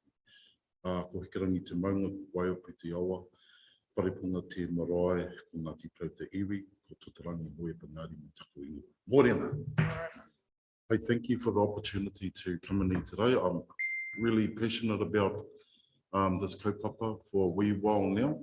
I work in a lot of areas in our community that's all around trauma, you know, whether it's meth addictions or addictions to alcohol, gambling, suicide, anything that's child poverty, anywhere where our community are struggling, we just try and get in there and help some way to try and find out what the issues are. So coming here today, there's a couple of issues that I wanted to kind of focus on. And one of them was the policy that GDC have around accessing funds that come from pokies. You know, over the last few years, there's been a lot of emphasis and a lot of push by the council to look at coming up with some kind of strategic plan on where our community will be in the next few years. You know, words like a vibrant, healthy community were always used in there. And that's great. You know, I really believe in our community. We can reach there. But I just had an issue with that whole picture because it felt like that when we talk about going forward as a healthy community, we're not thinking of the whole community. That's what I think in my opinion anyway, because behind that, you've got our whānau out there that are in pokie venues every day with, you know, heavy addictions. So to me, it doesn't make sense that GDC access, not only GDC, but other community organisations here in Gisborne that promote themselves as community leaders, and we're all on their vision, all on their pathway of community health and vibrancy. So it just doesn't make sense when then you've got behind all of this awesome kōrero, these leaders, these community leaders are accessing money that comes what I call unethical practices. Unethical practices are practices that are money that comes from, in this case, off the backs of our most depraved communities, which is pokies. I had a big issue with that because I started seeing that it was double standards with a lot of our community leaders. So I think that we've got I've had this conversation with many of the community leaders, whether it's Port Gisborne, Trust Tairawhiti, our previous mayor, about my thinking in there. And so their reply to me was that it's so entrenched that they believe what I'm saying, but they've just got to find a way on how they back out of that relationship. It's not as easy as, okay, we're not going to do that anymore. So I understand that. That was 4 years ago, you know, and there's been no traction at all in there from anybody. So, you know, getting money from pokies, it will be it's the most, to me, the way funding is at the moment, easiest funding to get for a council or for these big, plus, you know, the pokie corporations, you know, they love giving money out to big organisations in the community because they get their name or their logo and everything that happens in the community. So there's a lot of stuff today that I'd love to address, but I just haven't got the time. Yeah, so I take an extreme view, you know, because of what I do and where I live and the people that I'm working with every day. I don't believe in the sinking lid policy. You know, even though they say that it's working in some communities it's got the more hardline approach than Gisborne is. I don't believe in focusing on the sinking lid policies. I just believe in wiping pokies out altogether, stopping them altogether, no mucking around the bush. I totally believe in that. You know, we talk about, well, I spoke about ethical and unethical funding. There's the big thing in our communities that, you know, they spoke about it up here, about community organisation accessing funds, sports clubs, marae, schools, kohangas, kindies, riding schools, all over the place. And they're saying without their support, these initiatives could fall over. What I'm saying is if we were to cut pokies right throughout the country, you know, they spend nearly $3 billion a year on addictions. So if we were to cut all the pokies overnight, you'd have nobody going into pokie machines, and so that demand for addiction support would come down. That's where that ethical fund would grow. And it's from that ethical fund would replace what they're saying.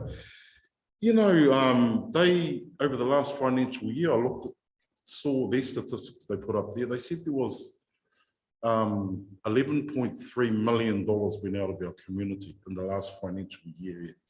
they're saying that from that, 2 million went back to the community, which I'm saying is just ridiculous, because if you were to average that out over the last 10 years, that's 10 million, that's $100 million. We talk about the vibrancy and the health of our community. Imagine putting $100 million into that vision. That's what was taken out of our community. So if it's 100 million over 10 years, 80 million of that, going by the statistics we've got, would have went back to these organizations out of our community. So that's the big picture that I'm concerned about here. There's nothing about the community. To me, it's just total. I'd even go as far as to say that it's a rape of our community, the way what they're doing here in our community. When you look at $80 million over the last 10 years, they could have built a rehab centre here. They could have done so much for our whānau here. We talk about the vibrance of our community. I'll give you a good example. Kaiti, when the TAB was there, we had so much trouble in there, we had so much issues in there. It kind of had the whole wairu of that Kaiti Mall, and it looked like that. It was just uninviting, there was domestic violence happening all the time. I was going out to bring kids that were in the blimmin' laundromat that were cold while their parents went. So it just, you had kids going to school and there were drunk people walking around the place every day. So when that got taken out of that community, you go back into Kaiti Mall now and you see how vibrant that community is. That's a living proof of what can be done if we just change the way we do things. So, that's all, just those 2 points that I wanted to bring up on today within my short 5 minutes that I've got. Thank you very much. Thank you. I just wanted to say one more thing. I just also wanted to acknowledge a queer that we lost this year, Nani Roy. So Nani Roy worked in Te Aratika Gambling Trust, and she was a huge support here for whānau that were struggling with addictions here in Tairawhiti. So we lost Nani Roy this year, so I just wanted to acknowledge her and all her mai. And it's her, people like her, that tell me that we've got to keep driving and keep driving for our people. She did her money unselfishly. So did everybody else at Te Aratika Gambling Trust. I really want to get behind Paula Snowden and really try and find ways on how we can set that support up out there. So thank you again. Thank you for that. If there were to be no pokie machines, what experience do you have with the people who gamble at home, gamble on their phones or their computers?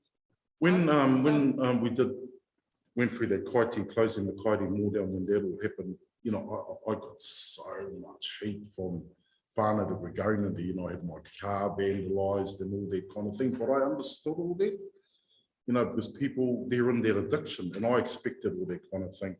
Then I was going up Kaiti Hill, and 2 people were coming down Kaiti Hill, and I knew them from in there, and they pulled me up and they said, geez, we just want to thank you. We're walking up Kaiti Hill.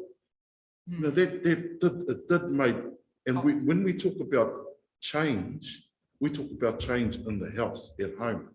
None of them spoke about that, the support that they're giving out to their people. They spoke about support that's in there. We're worried about when they're at home. Yes. And that wasn't really, it kind of made things well worth it for me, getting my car tagged and all that kind of thing. And it was working with this council that made that happen, didn't it? Yeah. A whole lot of people kind of made that happen. The judge having the guts to go outside of the hearing and actually visit the venue, that was the groundbreaker. But going back to the dealing with those who do have a habit, but then continue to play that habit at home, unseen. Do you have any view about that, or what service is going to be available? Do you see potentially, because you have worked in the area for a long time, the Problem Gambling Foundation being able to work with people who work at home, but they've got to put their hand up first, don't they? Yeah, it's like every addiction. So with if they're in a venue and they need help, I don't think they've ever approached the barman and asked them for help. Never. So at this stage in Gisborne, there's been that big gap since we've lost the Gambling Foundation, the Te Aratika. We've had one position, I think he went in the DHB for 1 year, and he loved his job. He was starting to get around, but then his contract came to an end. So in that space, it's hard to get in there where the support is needed. Thank you very much. Yeah, with the new Māori Health that's going to be coming on, is that going to be part of their kaupapa, having a gambling addiction program for Tairawhiti? Sorry, with the new, do you know if with the new Māori Health that's being set up at the moment? Oh, gotcha. Do you know if that's going to, that facility will be incorporated in that? You haven't heard? Look, we've been trying to get information out of the Māori Health Authority for a while now, and they've kind of kept that until they've had a chance to restructure it. Yeah. But I'm hoping it would. Yeah. Well, I'm hoping that, you know, when we say Māori Health Authority, that covers everything. Yeah. You know, under health for Māori. Yeah, for sure. That would be, yep. But then again, you know, it comes down to resourcing that help. Really. Yeah. Well, there's 20 grand from 20,000 from the gambling EGF. Yeah, that will pay the bill for the phone. Help, you know, set it up. Yeah. But my other question to you is that have you seen our submission that we've put together for government? Because we're hamstrung. We can't just say no gambling machines in Gisborne. If we, job at stand for council. Even if all councillors said we don't want gambling machines, we haven't the facility. The government won't let us do it. We can only do so much through our policy. So this is what we're trying to do: put pressure on different areas of the policy to make it so much harder. And that's our only facility to be able to do it. So my question is, have a look at our submission that this council has put to the government, because it's had support from other councils as well, and part of it is the Essex policy as well, and how other funding availability could be to substitute that. Yeah. So yeah. No, I wish I'd known about that. Yeah, council staff should be able to send it to you. Is that on the council website? Yes, it will be. Oh, okay. Yeah. So we're totally supportive of all your kaupapa that you're doing, but we're hamstrung with we can only work by the policy. Yeah, understand. Yeah. Councillor Wharehinga, do you have a question to Mr. Ngarimu?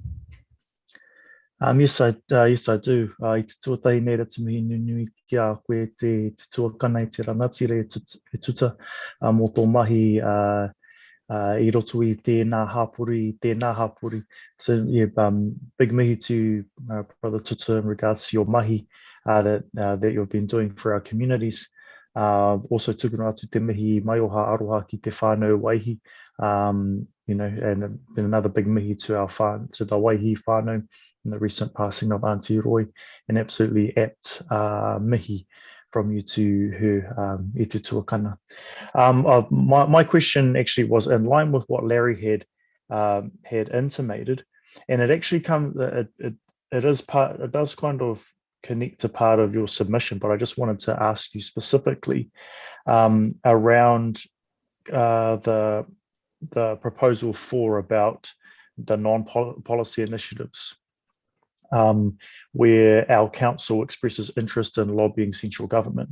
The initiative includes, and just verbally, I wanted to see whether or not you support kind of the bullet points of the initiative, just so that we're able to have them on record for this hearing.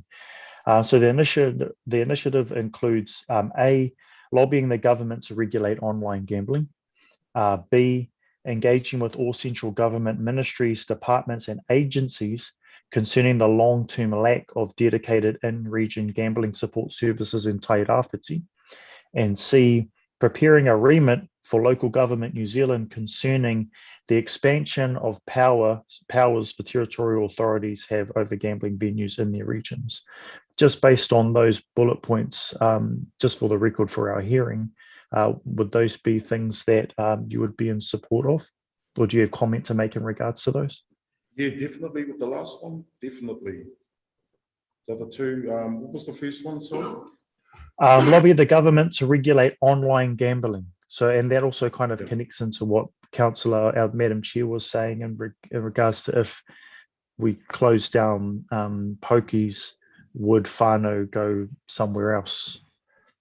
Yep, that, you're right, they will. And regulating online gambling, that's a big issue because it's outside of our country jurisdiction. I'm not too sure what the international laws are around that. But yet definitely anything in that area, because that's a growing problem at the moment with our whānau on their phones. So definitely would support any kind of regulation around that. The second Awesome. one? Oh, the second one was engaging with all central government ministries, departments and agencies concerning the long-term lack of dedicated in-region gambling support services in Tairawhiti. So us lobbying central government about gambling support services in our region. Yeah, definitely. That's a no-brainer. Definitely we need it here. Awesome. As fast as we can. You know, if we can cut out as much red tape as we can and get to the decision maker, the better. We don't want to go through no long drawn out processes. It's simple what we need. So who do we need to, and who's going to make that happen? And how can we approach them, I think. Cool. Thank you. Thank you. Thank you very much.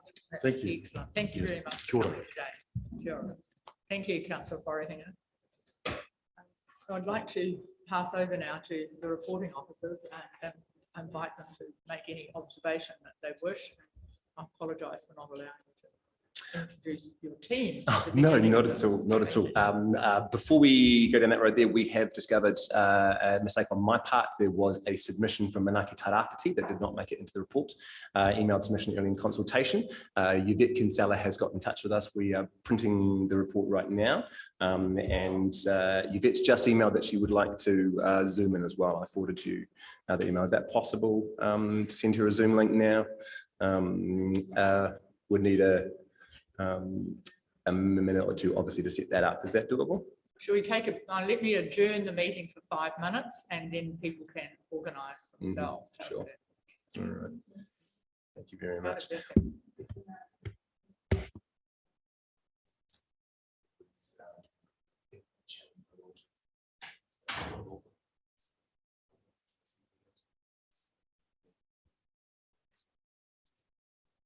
I'm not sure if our public are aware. We're just adjourning for 5 minutes while council officers secure the submission from Manaaki Tairawhiti, and one of their representatives will Zoom in. So you'd probably like to stay to hear that. We've not seen this and it wasn't summarised within our material.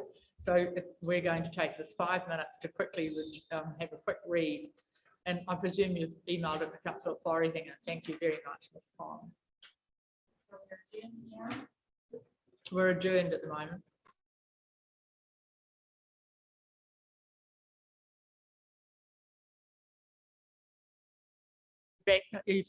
Live streaming now, Ms. Con. Thank you. We see Councillor Forrihinger. Welcome, Councillor Forrihinger.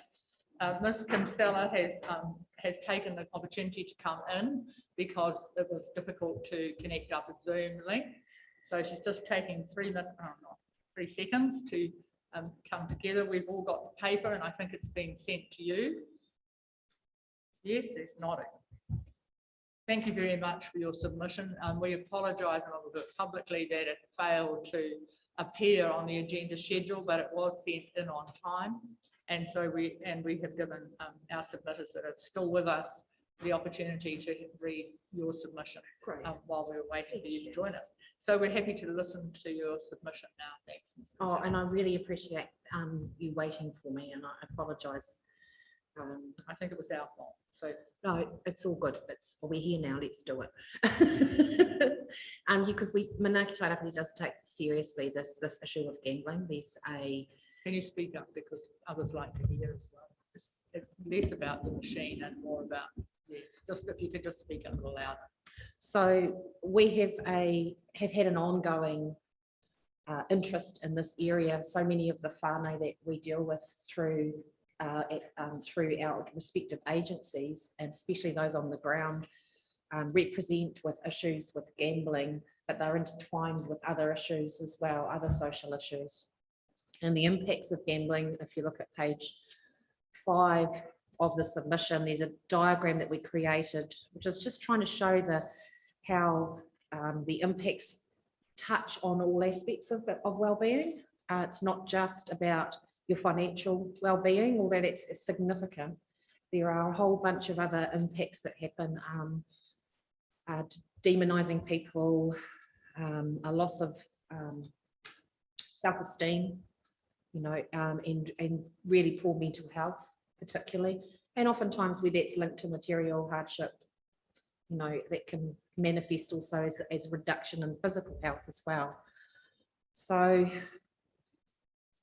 we're concerned as well, while gambling does affect people across the board, it does tend to have a bigger impact in those with lower incomes. And that is where Manaaki has a strong interest as well, because vulnerable communities don't usually have a voice. In many cases, they're one of the hardest to reach communities in terms of thinking about issues like a gambling policy. So if you combine that with the lack of support for mental health, for counselling around addiction, you know, the situation here is actually quite dire, because there's actually, we're putting people in this situation and there's no support out of it, despite the fact that there is a gambling levy that is accrued to, that is now not actually being used in the region. So it is really concerning. Sorry, I'm just looking through this. We looked quite closely at the proportion of where the money flows, basically, and the diagram on page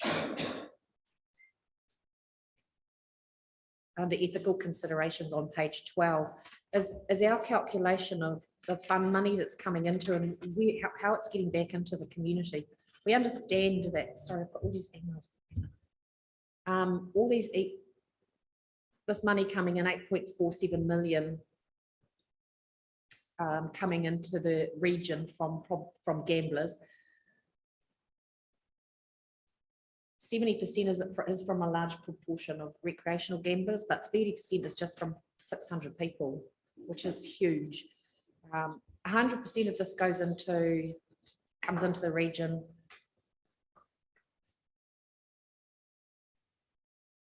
And then everyone takes a cut. And if you look at the amount that is actually coming back to this community, it's actually really small.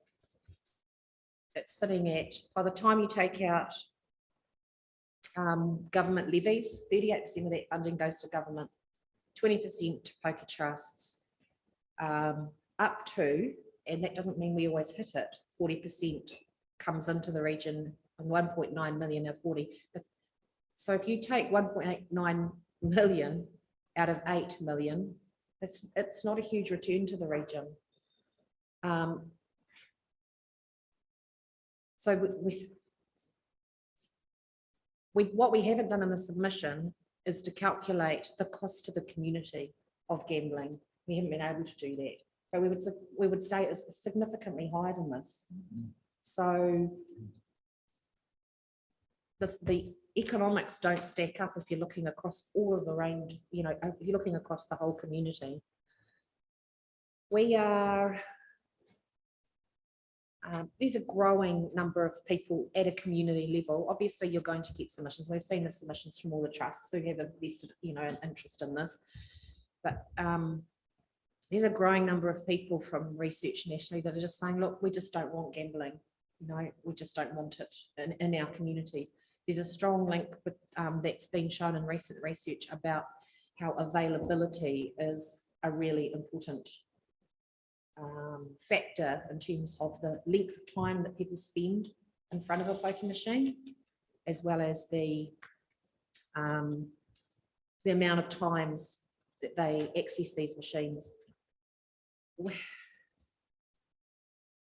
So we want to see as few of them as possible in region. We understand that the earthquake strengthening of venues is required, and we don't want to put people at risk. We would like to see that there's some time limit put on that in terms of not having it be a relocation for years and years and years and years while earthquakes strengthen. There has to be a commitment of some sort, and that there may, and that and we're wondering if that relocation has to still meet the same criteria as per the policy in terms of appropriateness of the location that they're going to. We understand that we're in support of that. We are in support of the EGM's at merge reducing as well. We are also strongly in support of an ethics policy for council, and really applaud you for taking this on and looking across your whole business in terms of ethical sourcing. I mean, council has done a lot of work around the ethical procurement and stuff, so we see this as being a great extension of that. Manaaki Tairawhiti is preparing a gambling plan over the next few months that will look at, because there are a number of other forms of gambling that are coming. So online gambling is becoming, it hasn't been as strong, but we imagine it's not a direct one-to-one ratio of transferring to online, but we imagine that it will grow. The industry is putting a lot of effort into virtual reality gambling now to make it even as, so the bells and whistles and the lights and stuff, you'll be able to experience that thrill from home. And we are concerned about that, and we're concerned about the lack of regulation around that.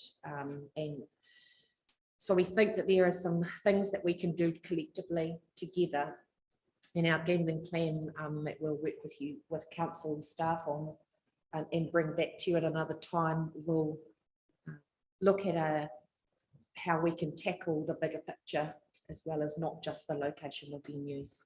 So we would dearly like to work with council and others in the community on that.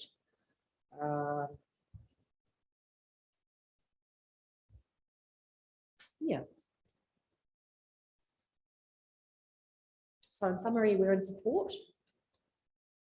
I will say that we would expect to see at the next iteration, once the earthquake strengthening has been done, we would expect to see a tightening, a further tightening, possibly on venues as well.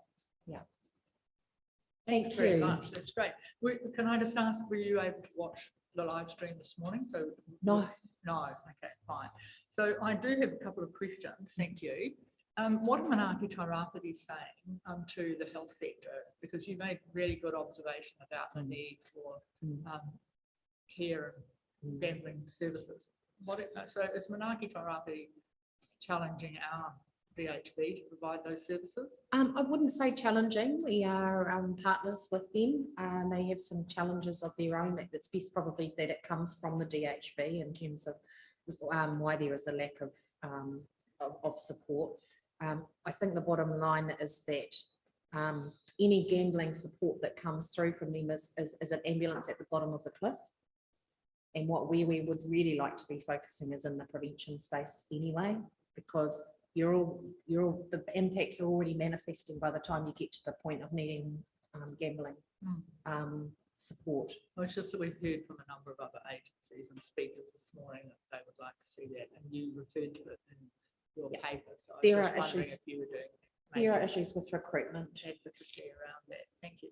Can I ask another question about the dates? So this is page 3 or 2 and 3, and the material is by ethnicity, etc. Yeah. And 2012, is that the most recent data that's available for submissions?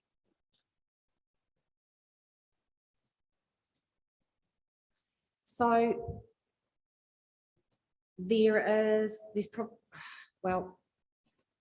was a huge study done in 2012 by the, let me just get to the, by AUT. So they undertook the New Zealand gambling study. Right. That was a really comprehensive. It's a really, what it is it's a really useful because of its comprehensive nature. Excuse me, can I just say the AUT one was dated at 2020, and you reference that down at the bottom. Yeah. Whereas there's no reference to what the 2012 study is. So the AUT had a program a New Zealand gambling study program, and it did transcend several years. So there was a large piece of research done, but the base research that was done in 2012. And over the time, they've used that research to produce insight reports over time. So the report didn't come out till 2020, but the actual research, when we looked at it, was using data from 2012. So that's why there's a discrepancy there. I should have made that clear. No, it's fine. I mean, and I know this is government work, we'd all like to see them do a little more and a bit more current. And can I just ask for an explanation around, it's the second graph on page 3. So we've got up to 20,000, this is a spend. And what's the 10,000 in brackets? You can see each one is bracketed a slightly different number, 10,000 less actually. So you've got people who spend up to 20,000 a year. That's what I'm taking from it.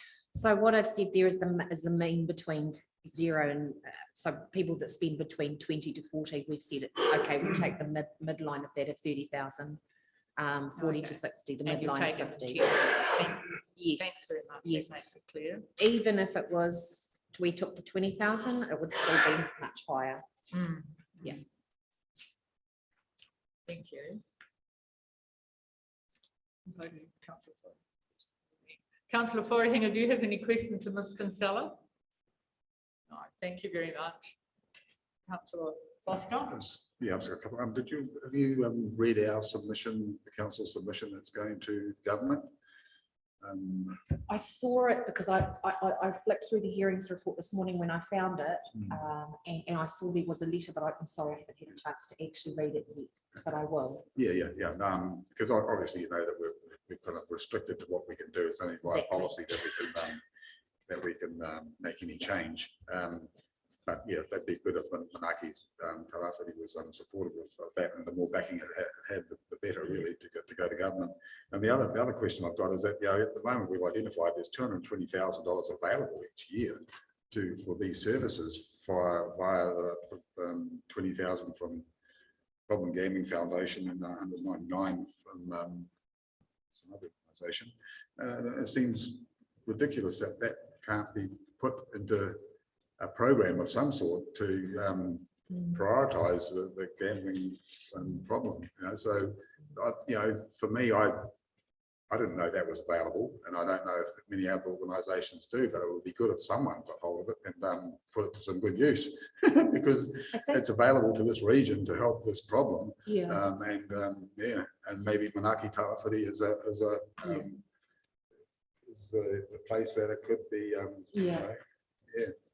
And we would, the gambling plan will identify some potential uses of that, but I do need to sort of say that there are services in region. The issue is that they're all online. So some of that funding is used to fund services, but they are not face-to-face. And given the nature of the counselling and the support needed, a lot of whānau would feel whakamā about Skype sessions and lack of connection and talking about intimate details and private details. So it's just not fit for purpose. All right, no. And thank you for this information. There's some whole new information here that we haven't seen before. So thank you for the in-depth submission that you've put. It's awesome. Thanks for your time. Thank you very much. And I'm sorry you had to scramble to get down here, but we appreciate the work that had gone into it. Thank you. Thank you. So we have heard the submitters. We've considered we have new material to support some of the submissions. I'll now pass to the reporting officers and invite you to invite the reporting officers to give us a follow-up or add any new material. Thank you to the chair and to all the submitters. In terms of follow-up material, I have nothing to contribute at this point. The submitters presented all the information extremely well, and we're very grateful for the high quality submissions. I would just note very quickly, it was remiss of me earlier not to state this, but sitting behind us is Melita Raravila. She was actually the co-author on this report and did a majority of the heavy lifting in the hearings report together, and Makarana Rogers as well, who was part of organising this process. So thank you very much to them. I might sit here, but I'm only the last person in a long chain of people who do a very good job. So thank you very much. That's all I had to contribute this morning. Thank you. Councillor Wharehinga online, do you have any questions to the reporting officers? No, I don't, Madam Chair. Thank you. Councillor Foster? Thank you. So in the public domain, I'll just to let you know what the process is. The committee will now adjourn to consider the material that we've been provided with and the recommendations in the council officers report. And we will provide that back to council officers, and ultimately it will be released to the press. So we thank you very much for your patience to those who've come and spent the morning with us listening to something that is particularly important. I just want to observe that for something that is so important, there are not a huge number of people that take a real interest in it. I mean, I pick up on some of the comments that Manaaki Tairawhiti made that each of you have made as submitters, and the work that you've done over a long period of time. And I thank you, Ms. Crawford and Mr. Ngarimu, supported by Ms. Gaskin, for being here. We know that you work in that space and have worked in it for a long time, but it does interest me that we don't have a wider interest, particularly when I read comments made that a number of our community would like to see them gone. Well, where are the community today is my challenge to our wider public, to get in behind the likes of yourselves and make submissions when there's an opportunity on things that make a big difference to our community. So I just thank you all, and I'll declare the meeting adjourned, and you will be able to zoom in to the committee room, Councillor Wharehinga. We'll just do that right away. Thank you. Thank you, everybody. Thank you to the council officers.